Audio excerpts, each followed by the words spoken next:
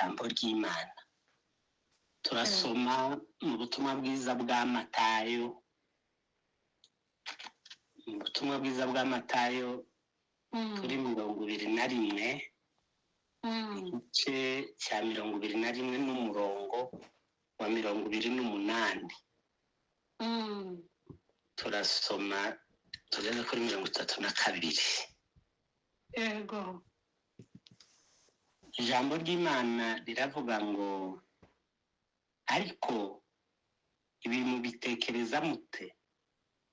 Habayeho umuntu wari ufite abana babiri, asanga umukuru, aramubwira ati, mwana wanje, genda uhingire uruzabibu rwanje. Nawe aramusubiza ati, ndanze. Maze hanyuma arihana aragenda. Se asanga uwa kabiri, amubwira ati, nawe aramusubiza ati, ndagiye data. Ariko ntiyajyayo. Muri abo bombi ninde wakoze icyo se ashaka? Baramusubiza bati, ni uwa mbere. Yesu arababwira ati, ndababwira ukuri yuko abakoresha b'ikoro n'abamaraya bababanziriza kwinjira mu bwami bw'Imana. Dore Yohana yaje muri mwe agendera mu nzira yo gukiranuka, ntimwamwemera. Nyamara abakoresha b'ikoro n'abamaraya bo baramwemeye. Ariko nubwo mwabibonye mutyo, ntimurakihana ngo mumwemere. Amen. Amen. Amen. Iri ni ryo jambo nifuje kuko dusangira. Nifuje kuko dusangira iri jambo, uyu mugani Yesu yaciriye abantu bari kumwe nawe. Ntabwo ryari itsinda ry'abigishwa gusa, harimo abatambyi n'abanditsi n'abakuru b'ubwoko bw'Abayuda. Urumva hariho, ntushobora kuvuga kuko abantu bakomeye bagize idini ry'Ikiyuda, kandi iryo dini ry'Ikiyuda niryo ryahanganye na Yesu mu gihe cye amaze kuza,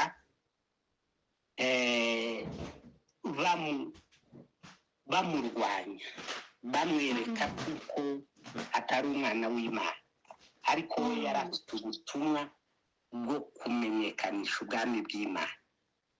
Yego. Bakibwira kuko amahame n'ibyo bahagazeho by'amategeko ari byo bikomeye bizasohoza ubwami bw'Imana. Ariko Kristo aje kwerekana ibanga ry'iby'ubwami bw'Imana. Yego. Uyu mugani yawuciye habanje kuba ikiganiro hagati yiwe n'abo ngabo. Nanone muri iki gice tubisomye turasanga ngo baraje kumubaza ibibazo byo kumutega imitego, ibyo byose bamushakaho impamvu yo kugira ngo bamwice, bamugirire nabi.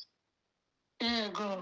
Muri iki gice cya 21 utangiriye ko kuri 23 haruguru ho hato, ngo baje kumubaza ngo aho yakuye ububasha akoresha, uko babonaga ibyo akora, bakabona akiza abarwayi, bakabona afite ububasha mu kuvuga no guhamya ijambo ry'ubutumwa bwiza. Yego. Ngo bamubaza aho akura ubwo bubasha. Yumva bamuteze umutego. yumva bamugerageje nawe ngo atangira arabaza ati nanjye icyo kibazo mbere ko mbasubiza nanjye hari ikibazo mbabaza. yego Yohana umubatiza yaje hagati yanyu, ese yakoreshwaga igihe yabatizaga yakoreshwaga nande? yego umubatizo we wavuye ku bantu cyangwa ku Mana? yego nuko bananirwa kumusubiza ngo bajye gusubiza ngo barabanza bakora umwiherero. Ni igitangazo. Utekereza nawe ikibazo nk'icyo cyoroshye bingana gutyo, ariko barabanza baramuheza bajya ku ruhande barabyiga kugira ngo bamenye uko baza kumusubiza. Nibyo byerekana kuko hari imitego bariko bamutega. ngo bajya aho ngaho ngo batangira kuvuga ngo nitwama tuvuga ngo byavuye ku Mana, baratubaza igituma tutamwemeye. urumva bari bazi kuko batemeye Yohana Umubatiza, kuko bamurwanyije bakamupinga. Kera hari icyabaregaga batashoboye gukora kuko bamupinze kandi yaravuye ku Mana. kandi nituvuga ngo byavuye ku bantu, umubatizo wavuye ku bantu n'abantu bamutumye, yeme atahangaho tuba twiteye ikibazo kuko abantu bose bamwemeye kuko yavuye ku Mana kandi mu muhanuzi. yego nukuri bati muzi uko tumubwira, tugende tumubwire ngo ntitubizi. yego ariko abantu kwiyoberanya cyangwa kwigirisha, tekereze nawe ngo ntibazi aho yavuye. nuko Yesu nawe aba arabafashe, imitego yabo aba arayiteguye, kuko bari baruzi kuko bamushakaho amagambo kugira ngo bashobore kumugirira nabi. Arababwira ati okay, aho ngaho ho biroroshye, ubwo mutabizi nanjye ntacyo mbabwira. yego Uvyo mumbajije by'ubutware bwanjye ntacyo mbabwira. Ibintu biba bisubiye ku izero, bagenda nk'uko baje, yego kandi baboneka kuko nta magambo bamukuyemo. Haleluya, amena amena. nibwo yahise abacira uyu mugani, yego abacira uyu mugani w'abana w'umubyeyi wari ufite ngo abana babiri, kandi abo bana aganira nabo abereka iby'umuryango, abatuma k'umubyeyi gutuma umwana. rero uyu mugani turawumva urerekana cyangwa se ni ikimenyetso cyo kubaha no kutubaha. yego aba bana babiri, umwe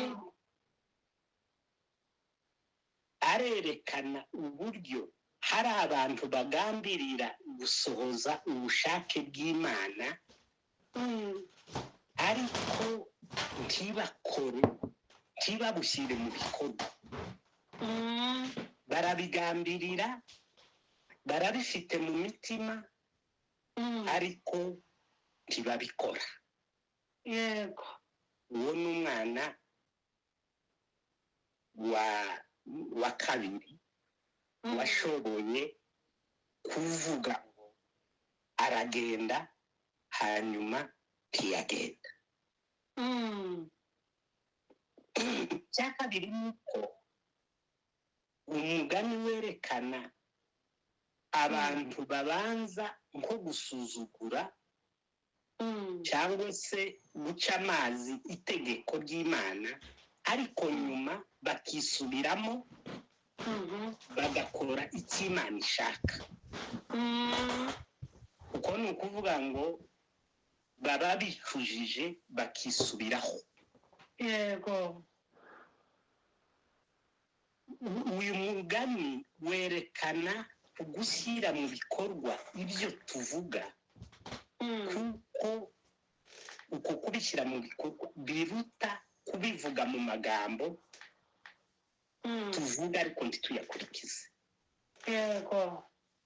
Muri Yohana w'ubutumwa bwiza nanone ku 13 no ku 17 haravuga ngo ibyo muzi,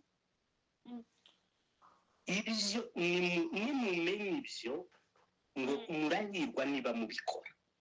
Yego. Ni Yesu wabwiraga abigishwa, arababwira ngo nimumenye ibyo, cyangwa se ibyo mumenya, ibyo muzi, muzaba muhiriwe niba mubikora. Kubimenya ntibihagije, ariko amahirwe azanwa no kubishyira mu bikorwa. Yego. Muri Yohana w'ubutumwa bwiza, Yohana wa mbere, urwandiko rwa mbere rwa Yohana kuri 3 no kuri 18,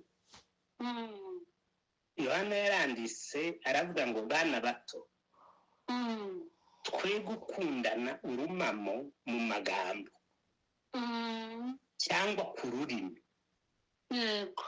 ahubwo dukundane mu byo dukora no mu by'ukuri.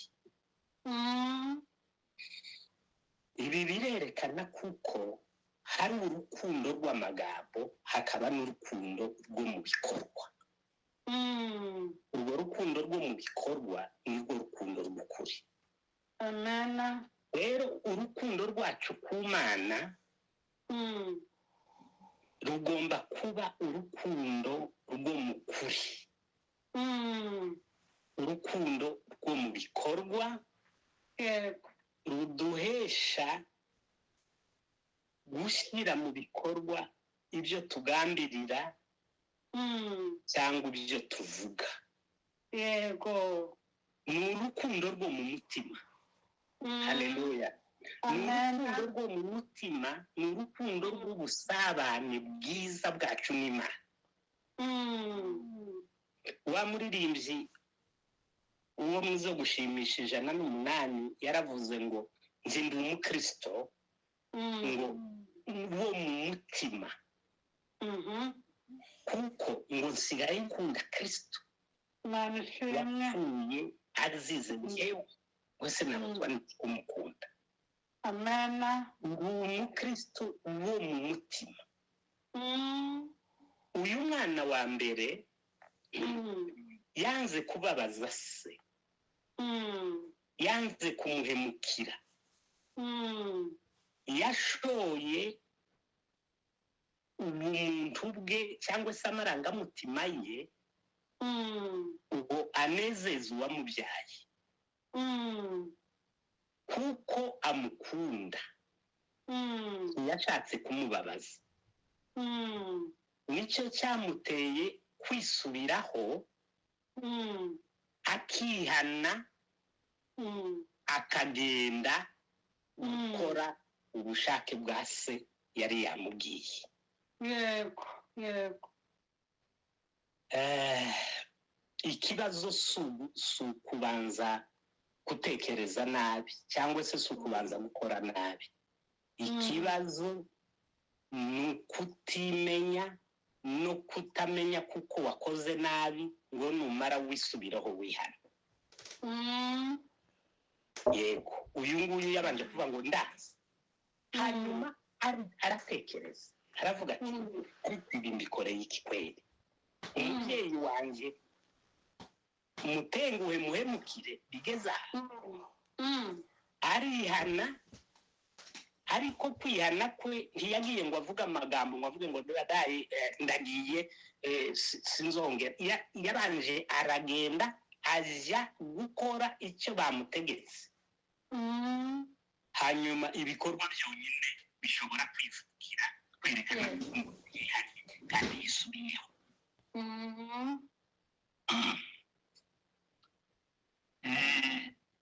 Urukundo rwacu ni urukundo rw'ubusabane, urukundo rwo gusigasira umubano wacu n'Imana,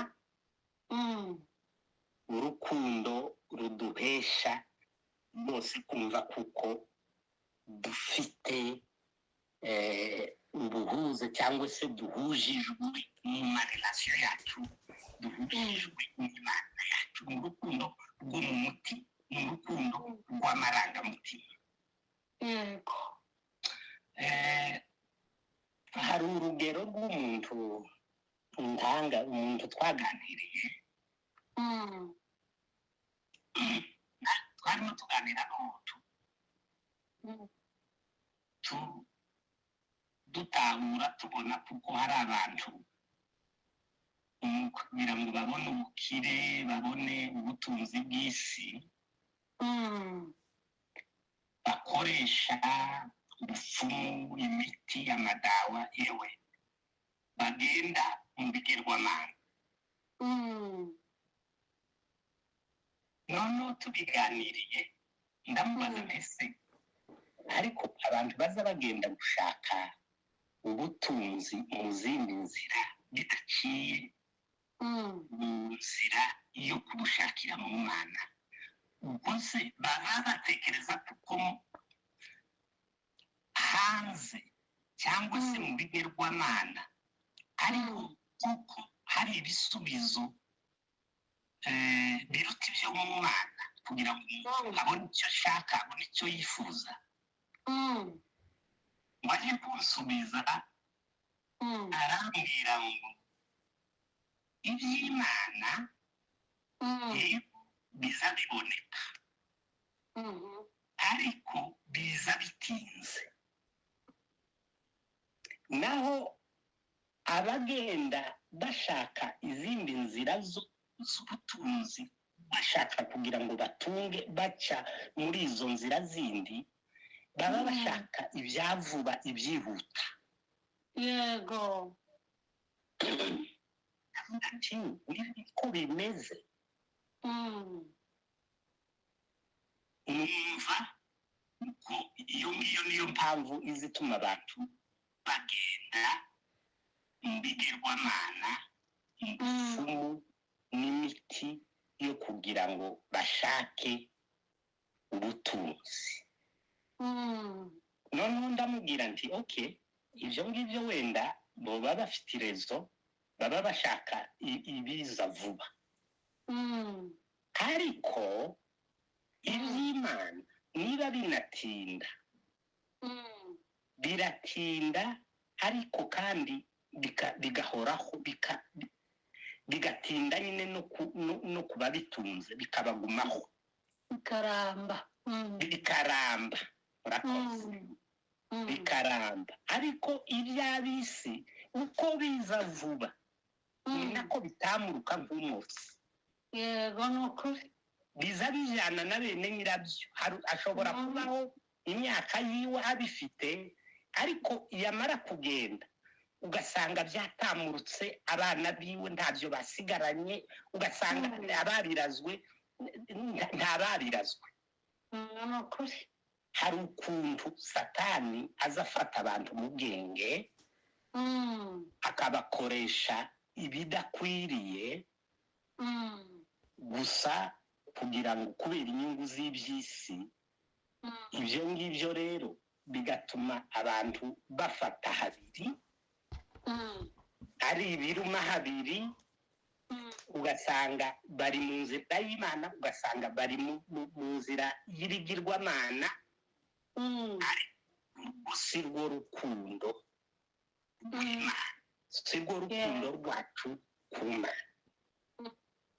Urukundo rwacu ku Mana ni urukundo rwo guhitamo, tukamesa rumwe, ni urukundo rwo mu mutima, Yego. ni urukundo urukundo tuba twaratoye tugahitamo kandi tukarugenderamo. yego ijambo ry'Imana mu ndirimbo za Salomo ku 8 no kuri 6 tuhasomye ku 8 no kuri 6 indirimbo za Salomo haravuga ngo unshyire mu gituza cyawe mbe ikimenyetso mbe no ku kuboko kwawe kuko urukundo rukomeye nk'urupfu kandi ifuha ntirigondeka n'inkinva ibirimi byarwo ni nk'iby'umuriro ni umuriro rwose w'Uwiteka. Amen. amen urukundo rwacu dukunda Imana navuze ngo ni urwo mu mutima, ni urukundo rwo mu gituza cy'Imana niko dusomye, aho dushyirwa tugahabwa ikimenyetso, tugashyirwaho ikimenyetso. ni ikintu ngo gikomeye nk'urupfu. iri jambo rivuga ngo urukundo rurakomeye nk'urupfu, umunyabwenge Salomo yabivuze nk'ubuhanuzi. byerekanaga kuko urukundo rugeraho umuntu yatanga ikiguzi gikomeye kuruta ibindi, ari ukwitanga cyangwa gutanga ubugingo bwiwe ku bandi. yego byerekanaga kuko umunsi umwe hari Kristo uzaza kubera urukundo yakunze abari mu isi, akazatanga ubugingo bwiwe kubera urukundo akageraho rumugeza ku rupfu. yego ni ukuri urukundo rurakomeye kurupfu. ubwitange bwa Kristo kugeza ku kiguzi cy'urupfu ni urukundo rukomeye cyane rwose. ngo ni ibirimi by'umuriro, ngo ni nk'ibirimi by'umuriro, ni umuriro w'Uwiteka. yego Imana yacanye umuriro ukomeye mu mitima y'abayikunda ku buryo ntawoshobora kuzi. turashima Imana kuko twashoboye gukongerezwamo umuriro w'urukundo. abamenye Kristo bamwizeye bafite umuriro ugurumana muri bo w'urukundo ku buryo nta kintu cyashobora kubabuza gusohoza gushyira mu bikorwa ubushake bw'Imana. nanishimwe niba bacumura, yego turacumura turi mu isi, ariko bahita bamenya aho batereye, nka kwa kundi Yohana yabonye ku bw'itorero rya Efeso, aravuga ngo mfite icyo nkugaya, ngo nuko wataye urukundo rwawe rwa mbere, wavuye mu rukundo rwawe rwa mbere. ngo nuko ngo ibuka aho watereye usubire wihane kugira ngo ugaruke mu mwanya wawe w'urukundo rwa mbere. yego urukundo rwacu n'Imana ni urukundo ruduhesha kumenya uko duhagaze, hanyuma twaba tuboneka twateshutse intambwe imwe tugasubira tukongera tugakimirana tukihana tugasubira mu mwanya wacu. nanishimwe ntazadukura mu rukundo rw'Imana kuko ni umuriro ugurumana. n'Imana ishobora rwose kuduheza ubwo bwenge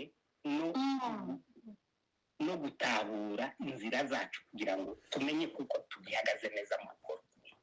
yego amaze uno munyabwenge wanditse indirimbo ya Salomo agera aho avuga kuri 5 no ku 8 umugeni ngo yari kwavuga uwo ni umugeni uvuga abo ni abacunguwe abo ni abashoboye kumenya no gutahura kuko baguzwe n'amaraso ya Yesu. Aravuga ngo mw'abakobwa b'i Yerusalemu mwe ndabiyanangirije nimubona umukunzi wanjye mumubwire yuko urukundo rwansabye. Amen. Nimubona umukunzi wanjye mumubwire ko urukundo rwansabye.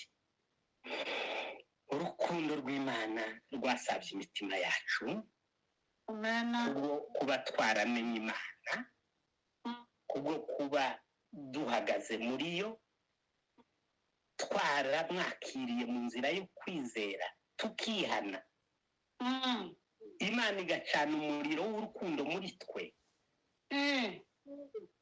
Ubu ngubu hasigaye hari ijambo ry'urukumbuzi hagati yacu n'umukunzi wacu.